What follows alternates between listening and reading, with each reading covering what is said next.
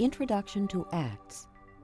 We now come to the book in the New Testament that tells us what happened to Jesus' followers after he returned to heaven. It's often simply titled Acts, A-C-T-S. It's sometimes called the Acts of the Apostles because of the actions they took, and it has also been called the Acts of the Holy Spirit because it teaches about the coming and the work of God's Spirit after Jesus' resurrection. So, starting with the time of the resurrection of Jesus, the book of Acts goes on to tell the story of the next 30 remarkable years of the early church's ministry in the first century world. After Jesus returned to heaven, he sent the Holy Spirit, who came and ignited a flame of faith that would spread to the world, continuing to burn steadily in the hearts of his people today.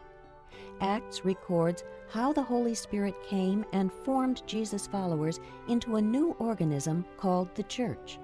Empowered by the Spirit, a small group of disciples carried the flame of faith across the Roman Empire. They preached, taught, healed, and demonstrated Christ's love in synagogues, schools, homes, markets, and courtrooms, and on streets, hills, ships, and roads. Wherever God sent them, lives and the course of history changed. The missionary travels of the Apostle Paul are documented in Acts, and Paul was the one who wrote many letters to the new churches formed during this period of growth. Most of those letters are preserved for us in the New Testament.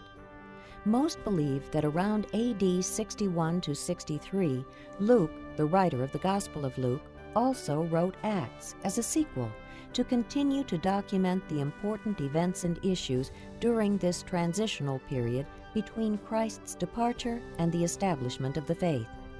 In fact, the initial verses of Acts refer back to the introduction in Luke's Gospel account. As you listen, keep in mind the last words of Jesus to his disciples that Luke quotes in Acts chapter 1, verse 8.